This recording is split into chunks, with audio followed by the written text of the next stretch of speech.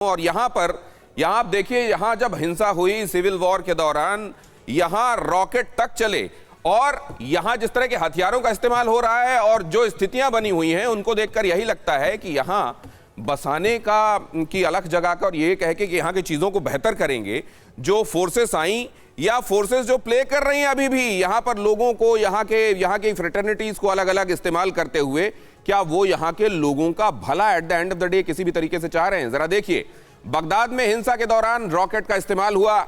यह अहम खबर फ्लैश कीजिए। ईरानी दूतावास के पास गिरे 4 रॉकेट।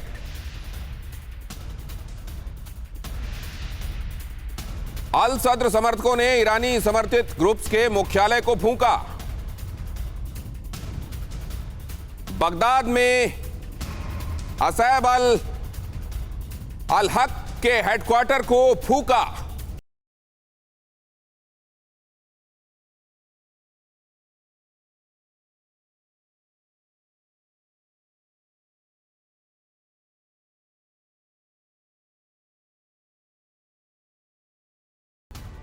और अब जरा देखिए, जब हम इस बात की पड़ताल कर रहे हैं कि क्या यूक्रेन टू इराक खलनायक एक है, ये एक महत्वपूर्ण पहलू है जो आपको देखना चाहिए। मुक्तदा अल सद्र आपको नजर आ रहे हैं इस तस्वीर में। और देखिए जरा, इराक में आम चुनाव हुए पिछली बार, जब तो अल सद्र की पार्टी ने सबसे ज्यादा सीटें जीती, लेकिन वो मेजॉरिटी का नंबर नहीं था। 73 सीटें उन्होंने जीती थी। बहुमत तक पहुंच नहीं हो पाई उनकी और गठबंधन बनाने की कोशिश भी उन्होंने नहीं की। दूसरे दलों ने अल सुदानी को पीएम बनाने का ऐलान किया। इराक की जनता सुदानी के खिलाफ थी और उस वक्त भी अल सद्र समर्थक संसद में घुस गए थे। अल सुदानी की छवि ईरान समर्थित नेता के तौर पर रही और मुस्तफा अल खादिमी इराक के कार्यवाहक प्रधानमंत्री बने।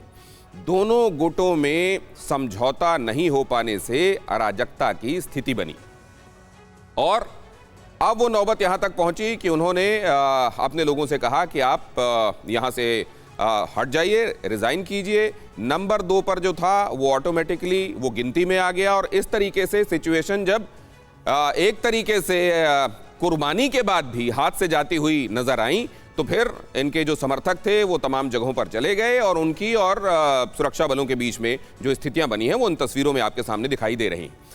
अब ये सुशांत सरीन साहब, इसकी जो शुरुआत हुई, अगर फिलहाल इसको ये माने कि एक तरीके की स्थितियों का ये कल्मिनेशन है, तो ये कब से होना शुरू हो गया था?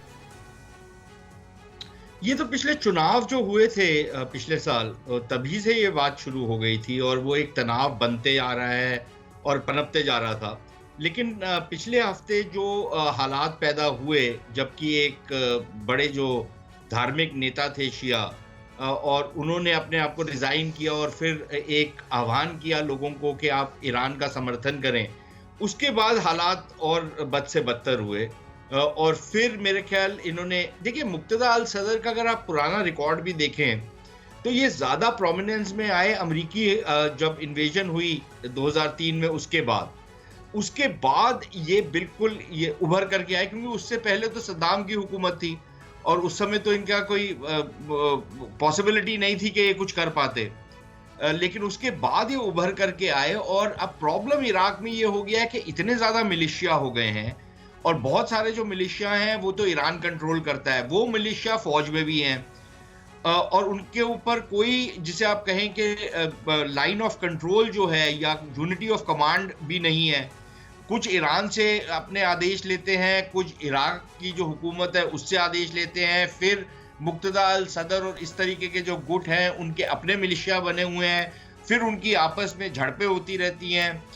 तो हालात तो कभी ऐसे संभल ही नहीं सकते वहाँ। हालात वहाँ कभी संभले हुए नहीं लगे और ये जो है ये चुनाव के बाद से ही लग रहा था कि ऐसी स्थितियां बनेंगी। लेकिन लोन देने वाले आपकी मदद नहीं करते, वो लाभ कमाने के लिए देते हैं।